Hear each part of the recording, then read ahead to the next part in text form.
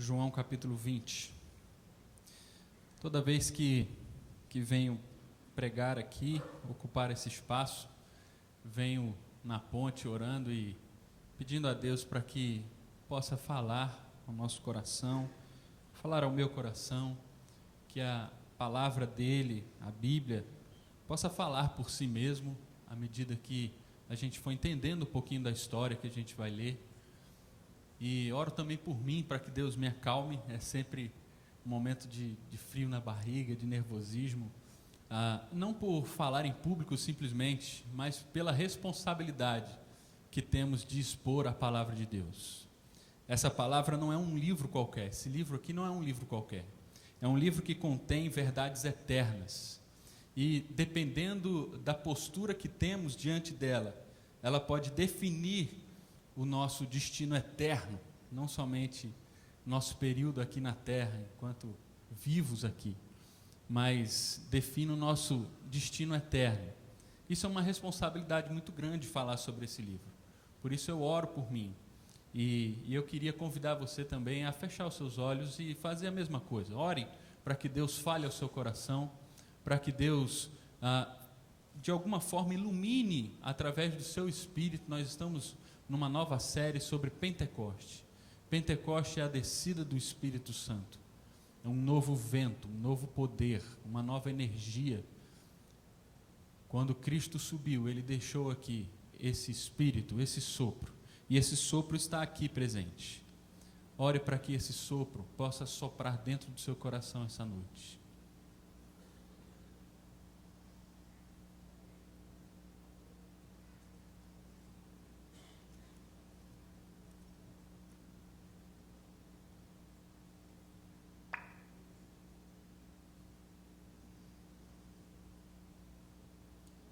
Deus, queremos contar com Teu Espírito Santo.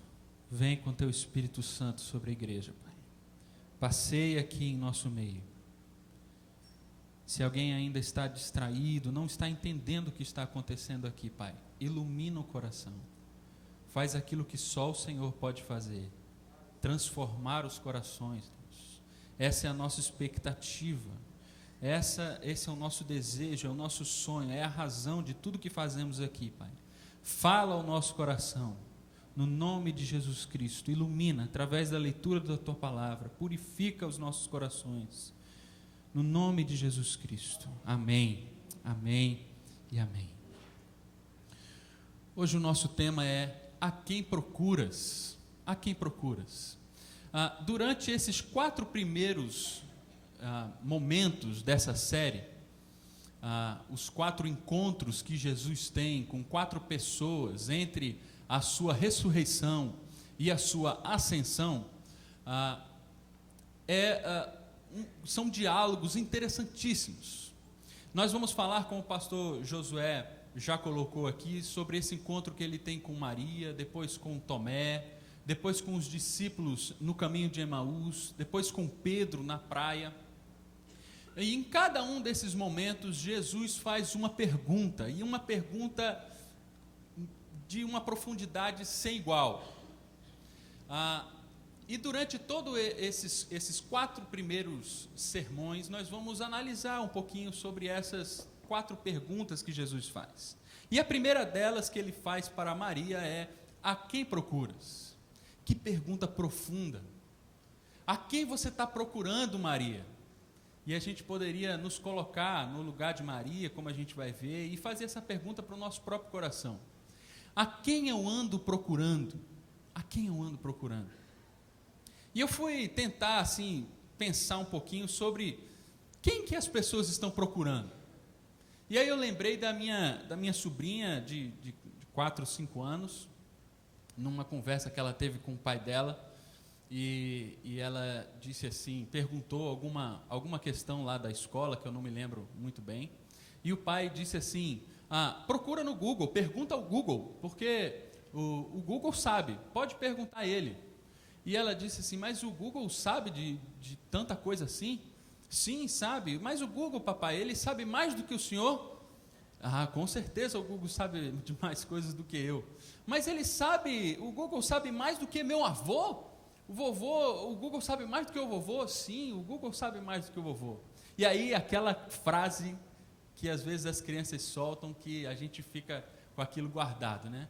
Mas papai, o Google sabe mais do que Deus? O Google é Deus? O Google sabe mais do que Deus? E aí eu lembrei disso, e aí eu quero saber quem as pessoas estão procurando, a quem eu vou perguntar, né? Ao nosso grande amigo, Google. E eu fui lá no Google e perguntei, quem que as pessoas estão procurando? E aí ele me respondeu o seguinte, veja só, ele me deu os 5 mais procurados no Twitter, por exemplo. Vocês sabem quem são? O primeiro deles é o Kaká, depois Ivete Sangalo, Programa Pânico, Luciano Huck e Cláudia Leite. São os 5 mais procurados no Twitter. Se você não sabe o que é o Twitter, é um microblog que você pode escrever frases. Então essas 5 pessoas aqui escrevem pequenas frases e você pode acompanhar o que elas estão fazendo. Agora eu fui para o shopping, agora eu fiz isso, agora eu fiz aquilo. E essas frases assim, eu venci o jogo, ou fiz um gol, ou não fiz. Então, eles acompanham a vida dessas pessoas. E eu também perguntei sobre a TV, quem as pessoas estão procurando na TV. Então, os programas de maior audiência na TV aberta. Primeiro, a novela das 9, né, Avenida Brasil, que está passando agora. Depois, Jornal Nacional, novela das 7, o Praça TV, que na verdade aqui é o RJTV, mas em cada estado tem o seu. E o Big Brother Brasil, grande programa da TV brasileira. Então você vê que os 5 primeiros são da TV Globo. As pessoas estão procurando isso. A quem procuras? Isso que as pessoas estão procurando. Depois eu fui perguntar, não, então nós vamos para um meio um pouco mais, né, elitizado. Vamos até... Televisão é uma coisa muito popular, vamos para livros, né? Não é todo mundo que compra livros. Então nós vamos, quais são as 5 biografias mais vendidas? A quem as pessoas estão procurando para ler? A história de quem que elas estão interessadas? Então tem aqui as 5 biografias mais vendidas. Primeiro, Steve Jobs, eu até entendo, tá? Sou fã, então esse aqui vocês desconsiderem. Steve Jobs, o piloto de Hitler, uma pessoa que foi piloto, avião mesmo, do Hitler. Minha Fama de Mal, que é a biografia do Lobão. O X da Questão, do Eike Batista. O José Alencar amou a vida, do nosso ex-presidente, ex-vice-presidente. Então nós temos aqui esses indícios, né, que o Google nos disse aqui, sobre quem que as pessoas estão procurando. Quem que as pessoas estão procurando na internet, quem que as pessoas estão procurando na TV, quem que as pessoas estão procurando nas livrarias. E aqui eu não quero fazer nenhum tipo de juízo de valor desses dados, mas eu quero simplesmente pegar isso para a gente pensar um pouquinho. Por que a gente procura quem a gente procura? De alguma forma, quando eu escolho alguém para seguir no Twitter, ou quando eu compro um livro de uma biografia, é porque de alguma forma eu me identifico com aquela pessoa. Ou eu admiro e quero saber como é que ela construiu a sua vida e assim eu quero construir a minha de forma parecida. Ou ao contrário, eu quero ver o que aquela pessoa fez simplesmente para não fazer igual. Mas de alguma forma aquilo dita um pouquinho do que sou eu, da minha identidade, do meu perfil. Por isso é tão valioso para algumas empresas de marketing aqui saber quais são os perfis que vocês seguem no Twitter, por exemplo. Se alguém tem acesso a isso, sabe mais ou menos o perfil de compra, de gosto, de preferências que você tem. Quem eu procuro diz um pouco de quem eu mesmo sou.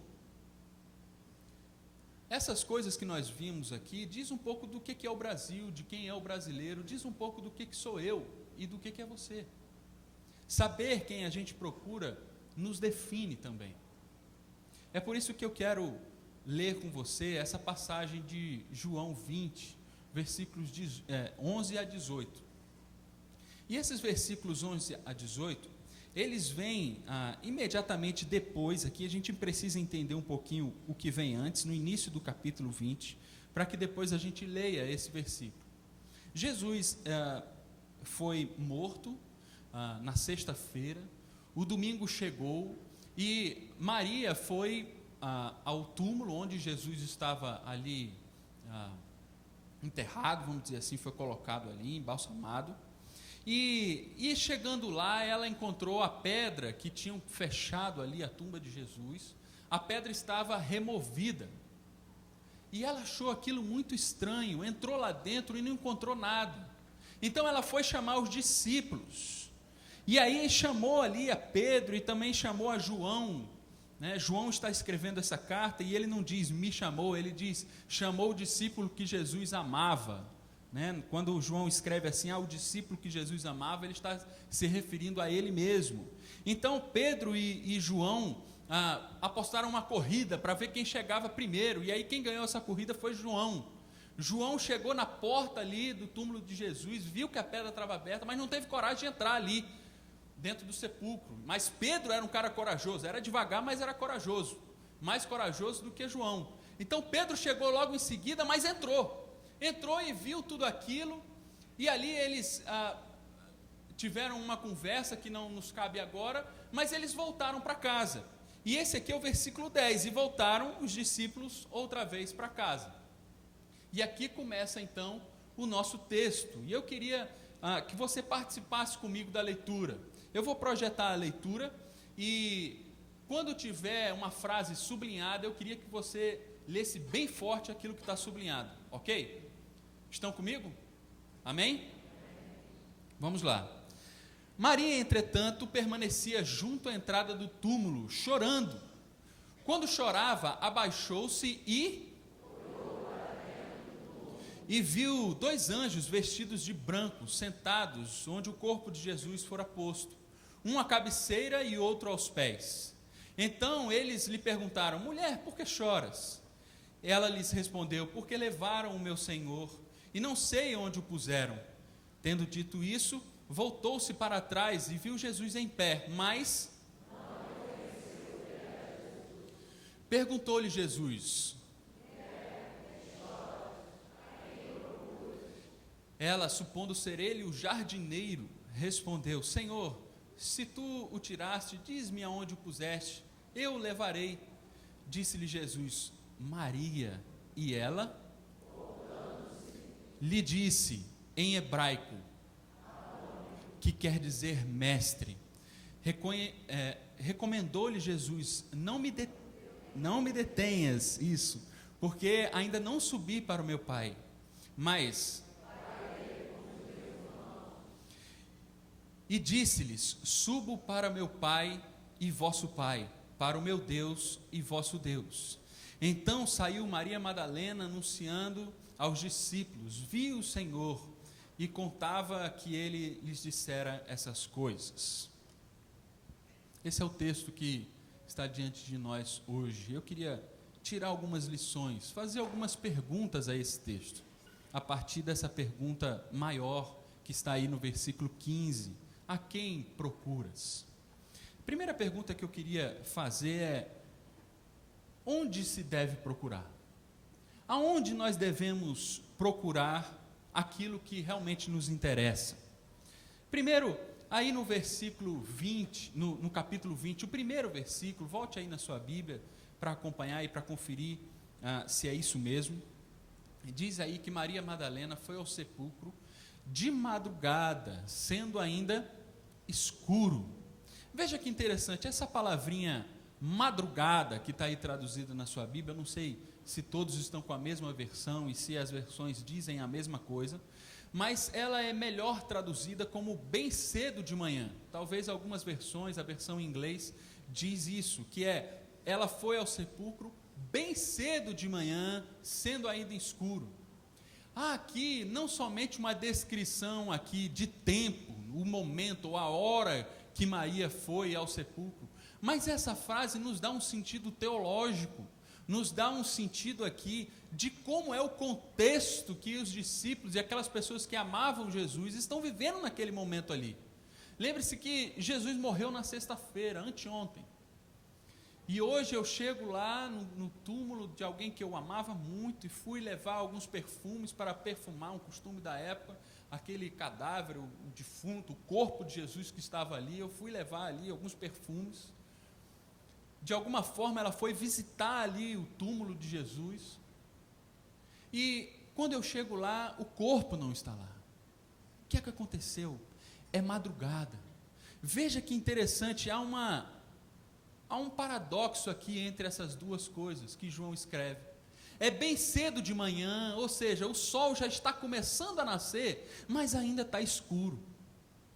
Há um sentido aqui teológico, é aquele período do dia entre, você não sabe dizer se ainda é noite ou já é dia.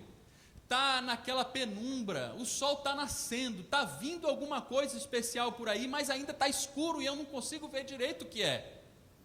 Há aqui Maria está entre a ressurreição e a morte, bem cedo de manhã, o sol já está nascendo, Jesus já ressuscitou, mas ainda não vi o seu corpo, ainda não tenho certeza do que está acontecendo, minha mente está confusa, não consigo ver o que está à minha frente, está escuro, ainda está escuro para mim, não consigo entender. Há um sentido aqui, que é um sentido que eu e você também vivemos muitas vezes.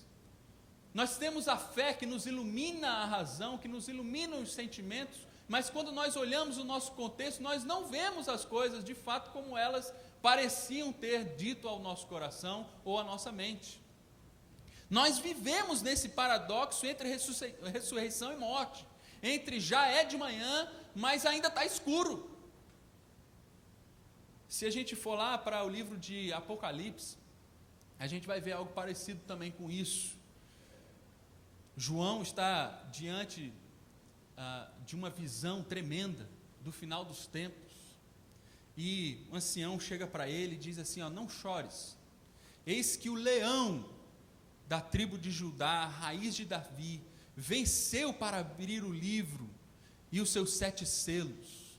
Então veja, esses 7 selos, esse livro é o livro da nossa salvação, é a história da humanidade sendo redimida, e ela só pode ser redimida por uma única pessoa. E o ancião diz para João, você não tem mais razão de chorar, porque existe uma pessoa digna de abrir o livro, e essa pessoa é o leão da tribo de Judá. Levante o seu rosto e veja o leão. E aí João levanta o seu rosto e olha, e o que ele vê?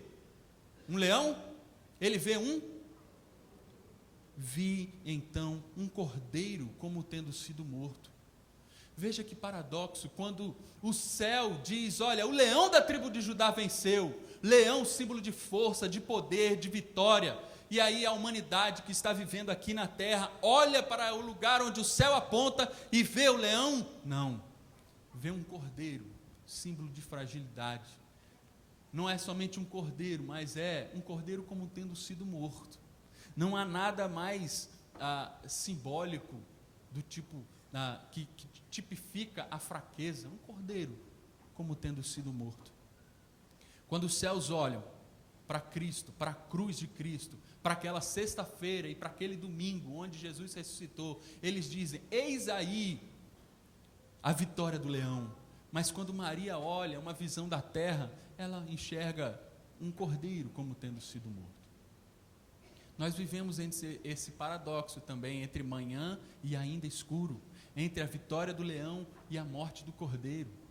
O nosso Deus é um leão que contém um cordeiro dentro de si, mas também é um cordeiro que contém um leão dentro de si.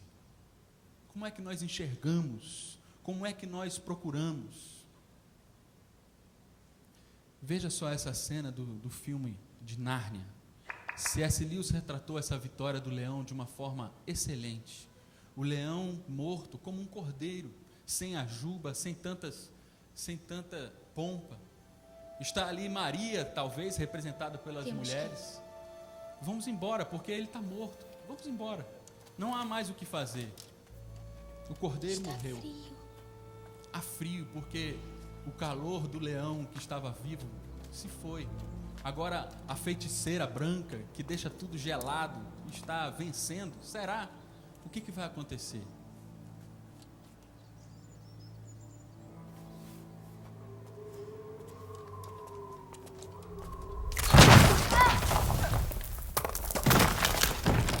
A pedra foi removida. Susana!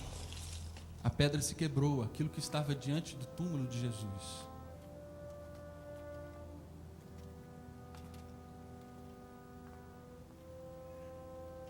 Onde está Jesus?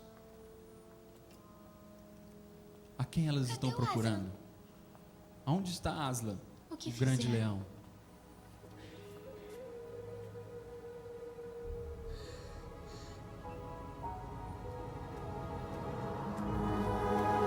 Eis que surge o leão da tribo de Judá.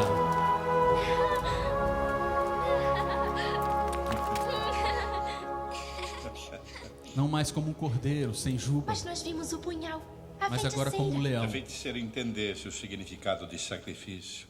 Talvez tivesse interpretado a magia profunda de outro jeito. Se uma vítima voluntária, inocente de traição, é morta no lugar de um traidor, a mesa de pedra se partirá. E talvez mesmo a própria morte seja revogada. Mandamos avisar de sua morte. Pedro e Edmundo já foram para a guerra. Precisamos ajudá-los. Como vamos, Pedro, querida. A menina desembaia uma espada. Subam em minhas costas. Mas Jesus diz, longo, não é pela espada que nós vamos vencer. Talvez queiram cobrir as orelhas.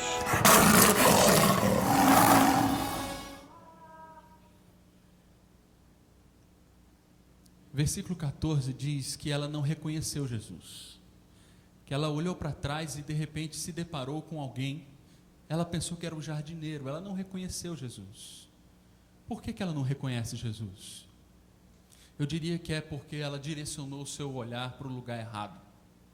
Veja que interessante, versículo 11, você pode ler comigo essa citação que está aqui na tela? Versículo 11 diz que ela abaixou-se e olhou para dentro do túmulo. Veja que interessante, para onde que ela está olhando? Ela está olhando para baixo, ela se abaixou e está olhando para dentro do túmulo. Túmulo é lugar de gente morta, é lugar de morte, é lugar onde ainda é escuro, onde a morte prevalece, é uma visão da terra, é uma visão simplesmente do cordeiro como tendo sido morto. Ela não estava olhando para a luz que já está cedo de manhã, a ressurreição já está acontecendo. Ela não tem a visão dos céus, não tem a visão do leão que venceu para abrir o livro. Há aqui uma lição muito importante para a gente. Quando não olhamos na direção correta, corremos o risco de nos satisfazer com uma expressão meio forte, mas é o que é a realidade, com perfumar cadáver. A gente, quando não olha para a direção correta, e a direção correta aqui é do Cristo ressuscitado, nós simplesmente colocamos perfume em coisas mortas, que por mais que a gente coloque perfume, a natureza está cada vez mais podre, cada vez mais fedido. A nossa vida é assim. Tudo na nossa vida é morte, se o Cristo ressuscitado não for reconhecido pela gente.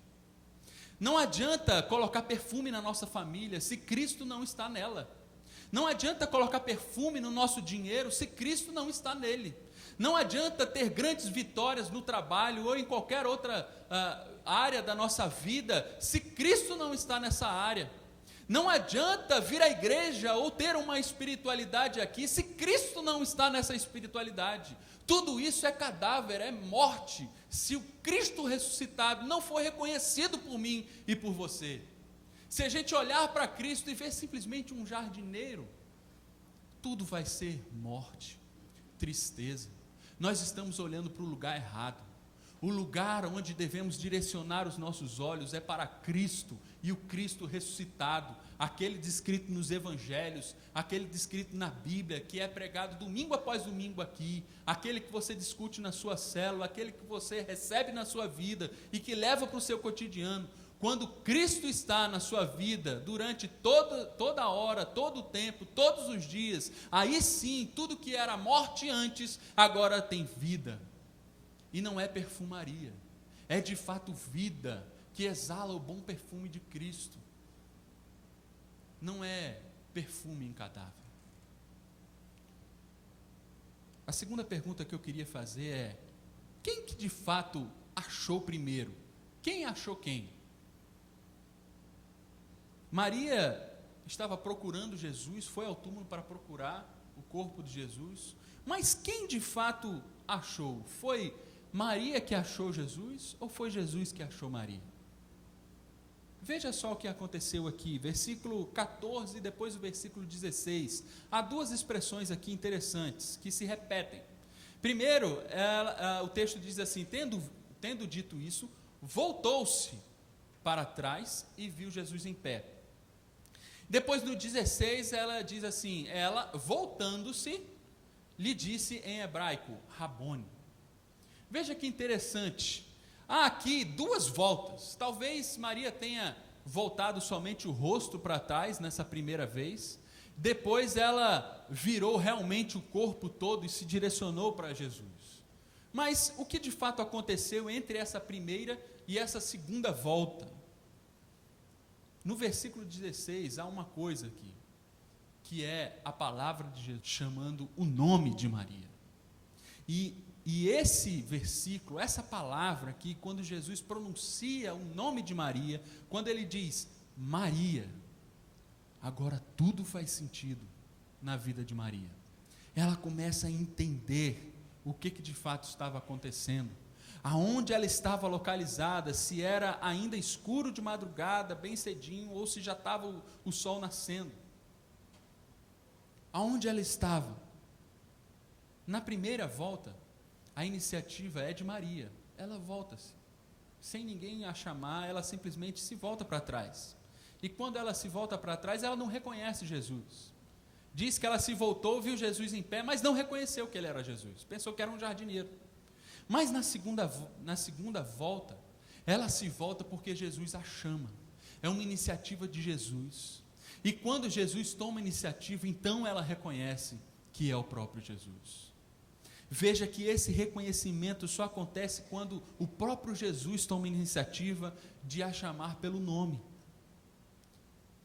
Em João, no capítulo 10, versículo 3 e 4, nós encontramos o seguinte: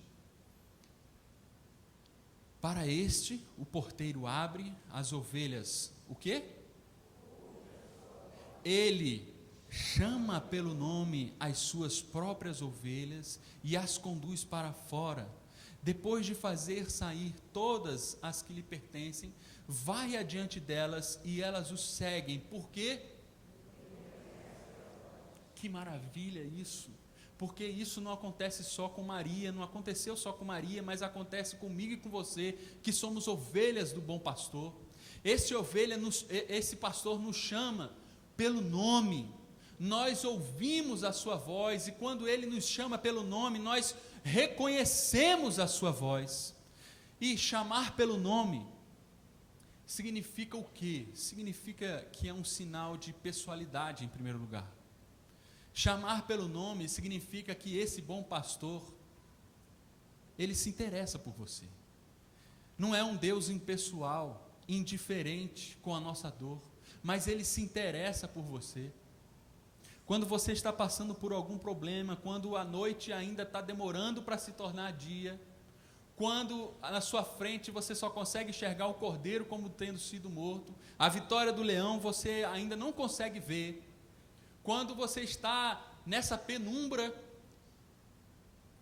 saiba que esse bom pastor se interessa por você, e é nessa situação que ele te chama pelo seu próprio nome, aquilo que te identifica, é sinal de intimidade, quer dizer que ele está próximo de você, tão próximo que conhece você, conhece o seu próprio nome, aquilo que te singulariza.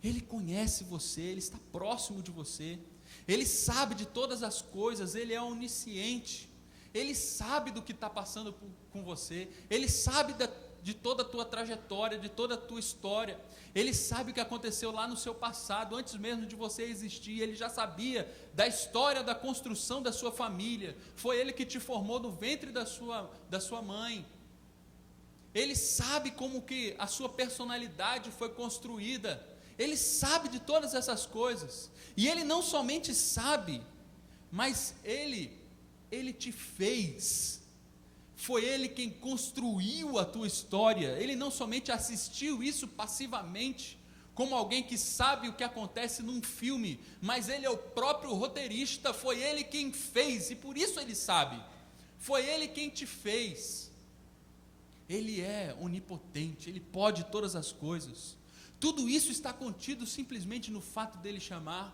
Maria. Ele hoje chama o teu nome, Ele sabe de você, Ele conhece, Ele se interessa, foi Ele que te fez, Ele te chama pelo teu próprio nome, porque é Ele quem nos chama primeiro, é Ele quem nos encontra. A pergunta de fato é para mim e para você, a quem nós estamos procurando, mas de fato é Jesus quem nos procura primeiro, é Ele quem nos acha primeiro. Quando Maria responde então e reconhece Jesus, ela responde, Rabone, e o próprio texto tem um parênteses que diz que essa palavra significa mestre. Há outros textos na Bíblia que dizem que essa palavra mestre é Rabi, e não Rabone, mas na verdade, esse Rabone nada mais é do que uma extensão desse nome, talvez um nome completo aí de Rabi, é a mesma coisa, mas Rabone, essa palavra desse jeito, só aparece 2 vezes no Novo Testamento, e isso é muito significativo.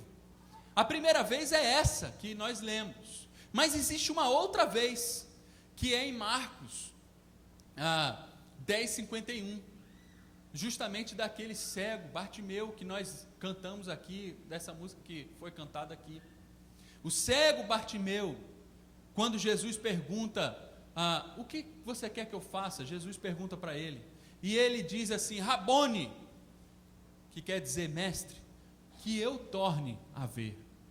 Veja que interessante, a gente pode fazer uma comparação aqui entre Bartimeu e Maria. Veja só que interessante, as duas palavras, onde as duas palavras Rabone aparecem no Novo Testamento. Bartimeu era um cego, ele não via, mas ele conseguia enxergar. Ele enxergava, Jesus estava ali.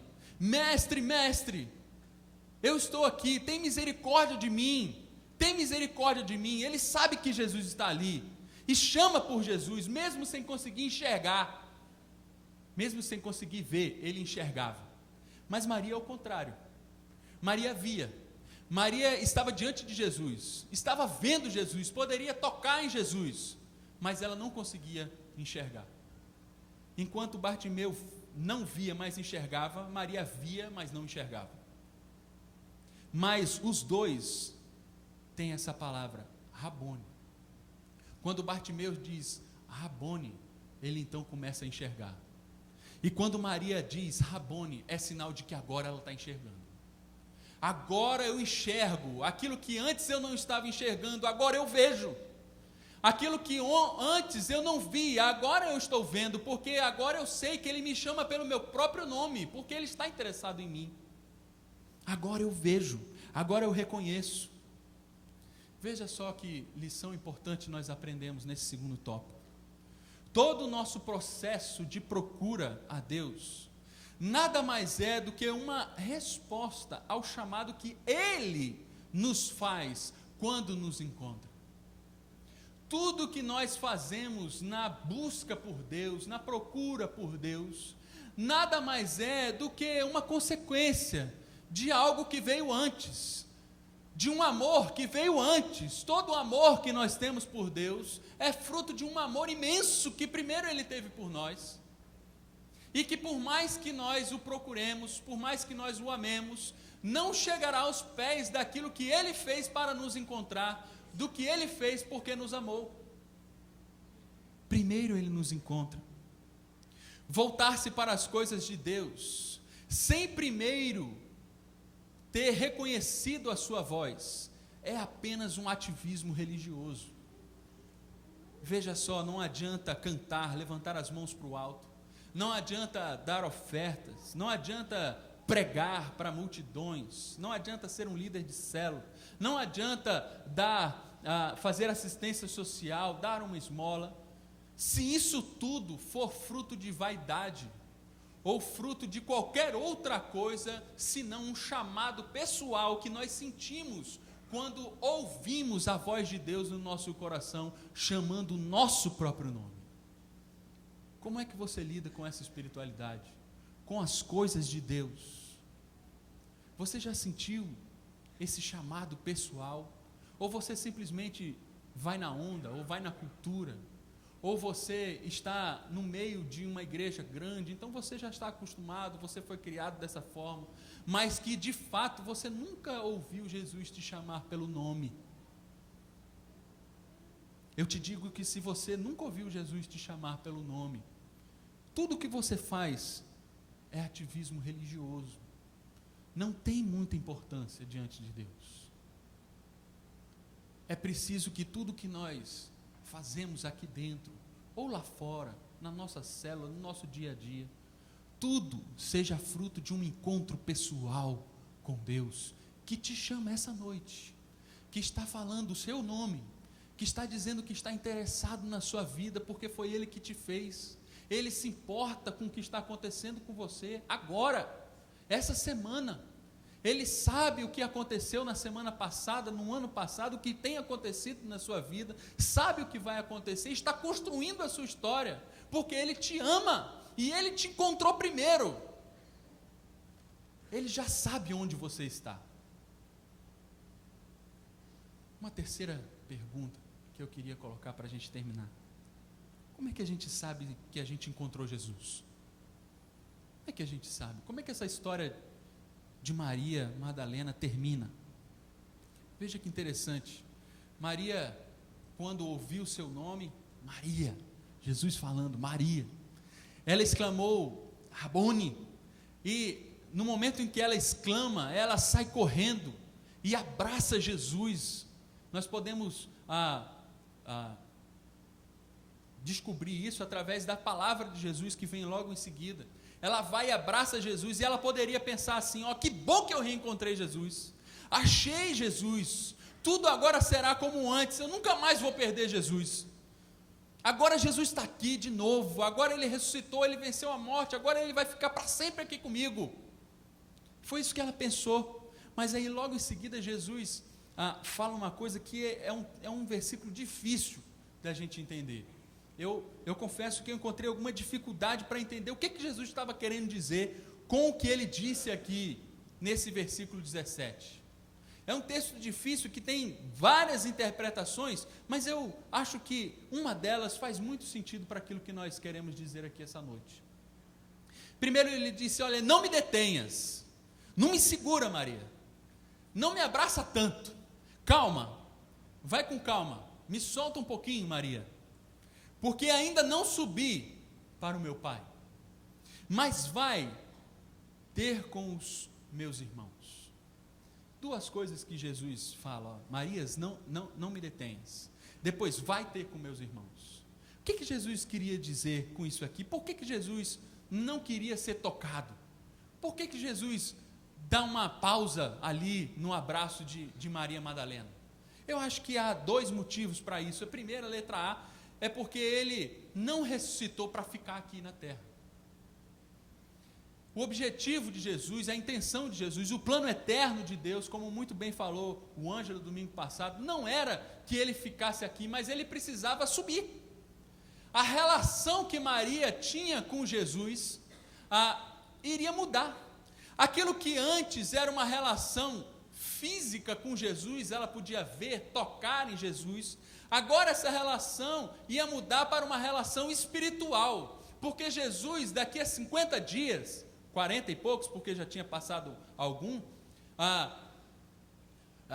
ele iria subir e ele iria enviar o Consolador, o Espírito Santo, e o Espírito Santo é a presença de Jesus. A relação que ela tinha antes, física com Jesus, agora era um Espírito de Jesus que estaria presente. Calma, Maria, eu preciso subir, e eu vou enviar o Espírito Santo. Essa é a nossa expectativa.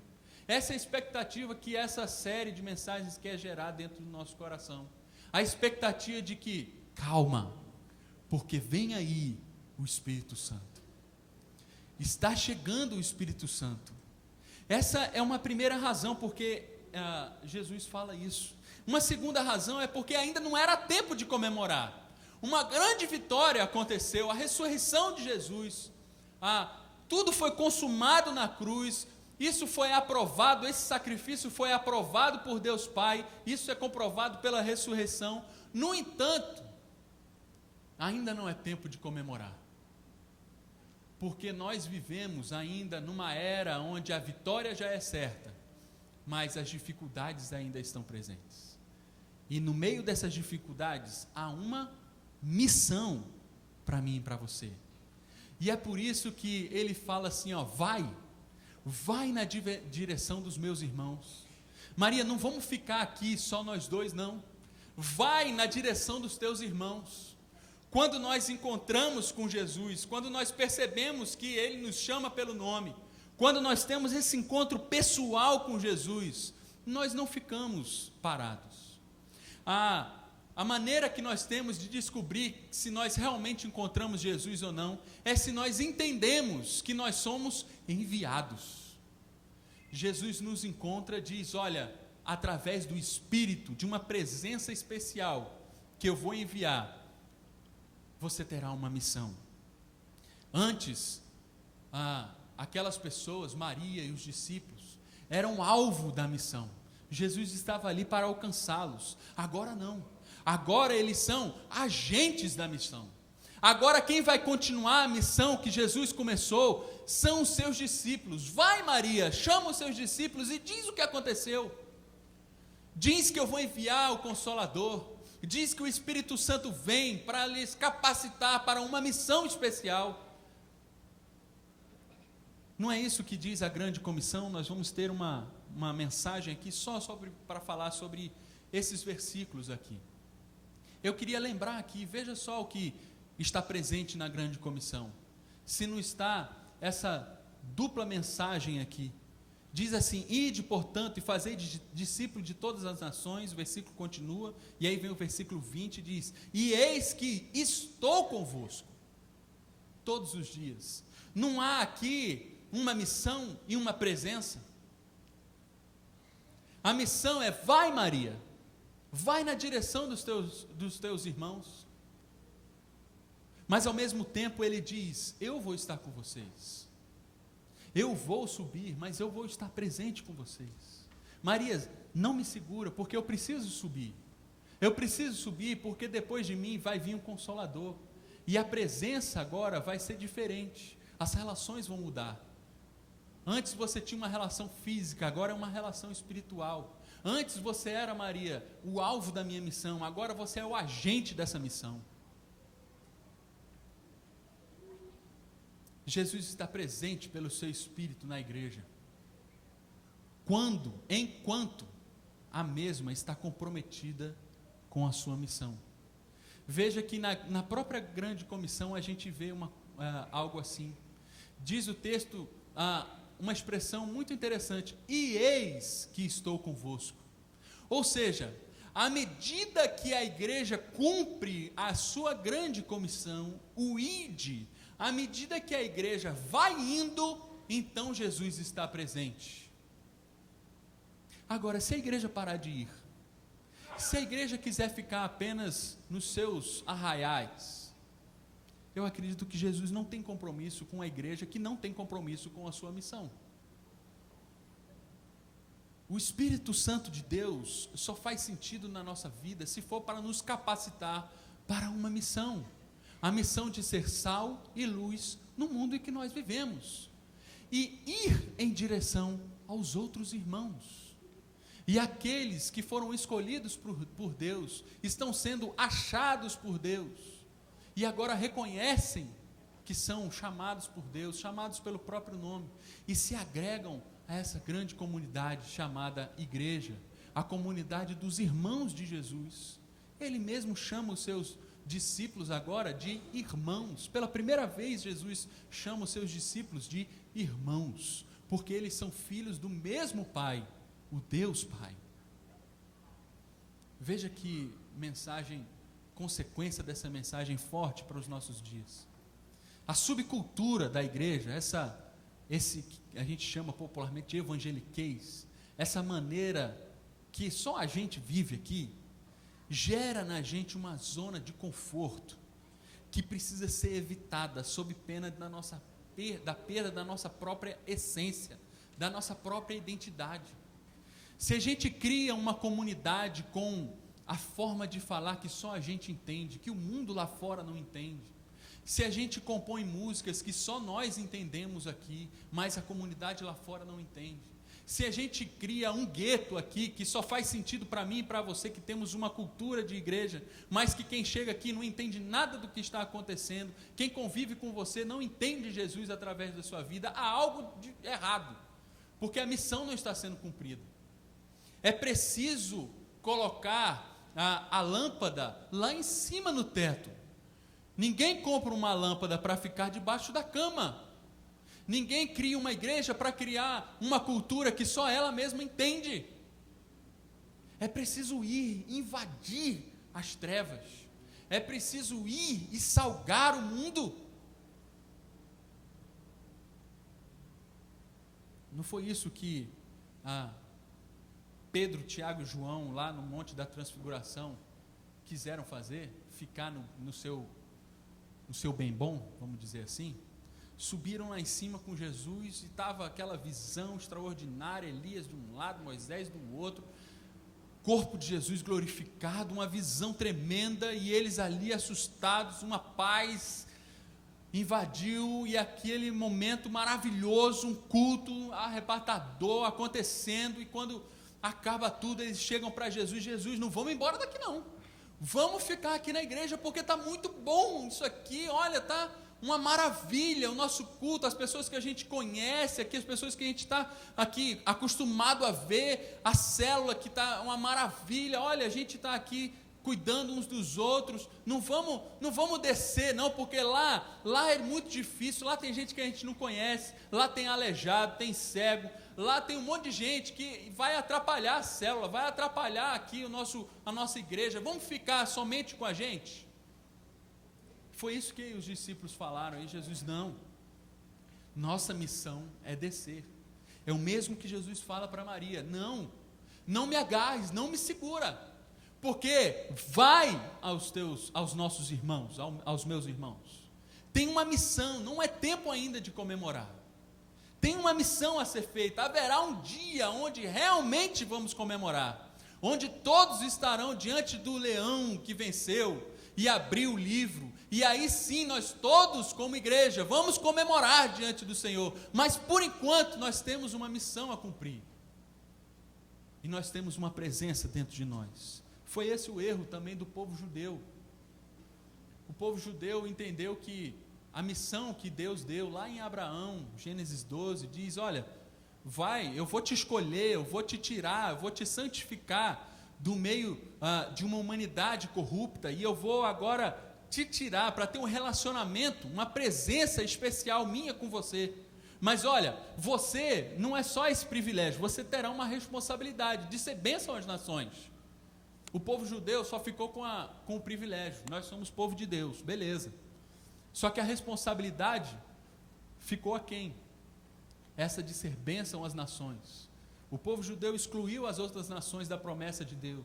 Mas isso não é privilégio do povo judeu, não. A igreja primitiva, lá no início de Atos, também cometeu o mesmo erro. Depois que o Espírito Santo veio, eles ficaram ali em Jerusalém. A missão de Jesus era: ide por todo mundo, vai, se espalhem. Mas o povo ficou todo reunido: está muito bom, olha, o Espírito Santo está aqui, olha que maravilha, vamos ficar todo mundo aqui juntinho em Jerusalém. Foi preciso que Deus permitisse uma perseguição chegar, a morte de Estevão, para aí então a igreja se espalhar por todo mundo e chegar até a mim e a você hoje. Nós temos essa tendência, gente, a ficar naquilo que é confortável, numa zona de conforto, mas não é isso que Deus tem para mim e para você. Deus tem uma missão, e Ele não nos deixa sozinho nessa missão, mas Ele nos envia o Espírito Santo, que nos capacita, nos conforta, nos consola durante essa missão. Para a gente recordar, no centro da nossa história está Maria Madalena. Maria Madalena foi ao sepulcro, foi ao lugar onde só tinha morte, foi perfumar cadáver, mas ela foi encontrada por Jesus Cristo. Jesus veio em direção a ela, Jesus a encontrou primeiro, e aí quando Jesus vem, nós sabemos que nós o encontramos, quando recebemos o Espírito Santo de Deus, e entendemos o seu chamado para ir em direção a outros discípulos, a outras pessoas. Maria e eu e você, muitas vezes vamos em direção à morte, caminhamos em direção a coisas que não nos levam a nada, perfumamos a nossa vida que está morta, mas enchemos ela de grandes coisas que, aos olhos daqueles que veem, como é bonita aquela vida, mas por trás é morte.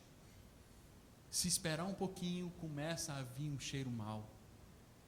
Mas aí então Cristo chega na nossa vida e Cristo nos chama pelo nome, assim como chamou Maria. Chama a mim e a você hoje. E quando Ele nos chama, Ele não nos chama para ficar ali num bem bom, não. Numa espiritualidade egocêntrica, não. Mas numa espiritualidade que tem o foco no outro, com fazer o outro maior do que você mesmo, com cuidar do outro, com falar desse encontro para outros. Essa é a missão que Deus tem para a gente. Essa é a expectativa que deve estar no nosso coração quando nós falamos sobre Pentecoste. E aí, para terminar, eu quero deixar algumas perguntas para você refletir. Você já pode ir pensando nelas e lá no seu pequeno grupo você vai conversar um pouquinho sobre essas perguntas. Primeiro, há algo na sua vida que você pode identificar como perfumaria de cadáver? Algo na sua vida que é morte, mas que de alguma forma você joga ali um sprayzinho para parecer vida de alguma forma. Você traz Jesus, o Jesus ressuscitado, para o seu trabalho. Você traz a vida de Jesus e a vida que Ele te deu para a sua família, para os seus estudos, para as suas emoções, para a tua vida inteira. Jesus está presente.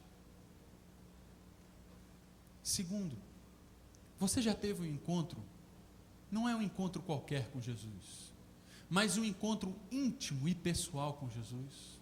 Você já sentiu Jesus perto de você, cuidando de você? Ou a sua espiritualidade é uma espiritualidade de carona, você vai na carona de alguém, dos seus pais, da cultura, de uma cultura que você foi criado, de uma cultura religiosa, ou do cotidiano. Uma vez você teve esse encontro, mas agora a sua vida entrou num ritmo e vir à igreja para você é apenas um costume, mas que você não sente mais esse encontro íntimo e pessoal diário com Jesus. Como é que está a sua vida? E terceiro, como é que você tem respondido ao Espírito Santo quando Ele te impulsiona na direção de outras pessoas? Porque Ele faz. O Espírito Santo vem, e quando Ele vem para impulsionar você na direção de outras pessoas. Esse é o objetivo do Espírito Santo. Os dons, os ministérios que Ele concede é para a edificação do corpo, é para outros, não é para você. É para você dedicar a outros. Tudo que o Espírito Santo faz na sua vida é para que você multiplique isso para outros. Não é para você simplesmente. E é na medida que eu dou a outras pessoas que eu mesmo recebo, que o Espírito Santo renova dentro de mim essa presença, que o Espírito Santo me capacita. É na medida que eu dou. Mas como é que você tem respondido?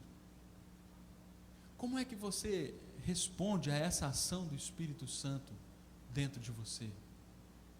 Será que o seu desejo é simplesmente, não, vamos ficar aqui no bem bom, não vamos chamar outras pessoas são mais problemas. Se essas que estão aqui de vez em quando dá um problema, imagina chegar outras pessoas são problemas, vamos deixar elas para lá. O maior problema que existe no mundo é o meu e o seu, e esse Jesus já consertou lá na cruz. E Ele agora nos convida, através da presença do Espírito Santo, a ir agora na direção de outras pessoas. Que Deus te abençoe, que Deus fale com você aquilo que eu não falei, que o Espírito Santo de Deus, essa presença maravilhosa, possa passear no teu coração durante toda essa semana, fazendo frutificar essa semente que agora foi lançada, no nome de Jesus, amém.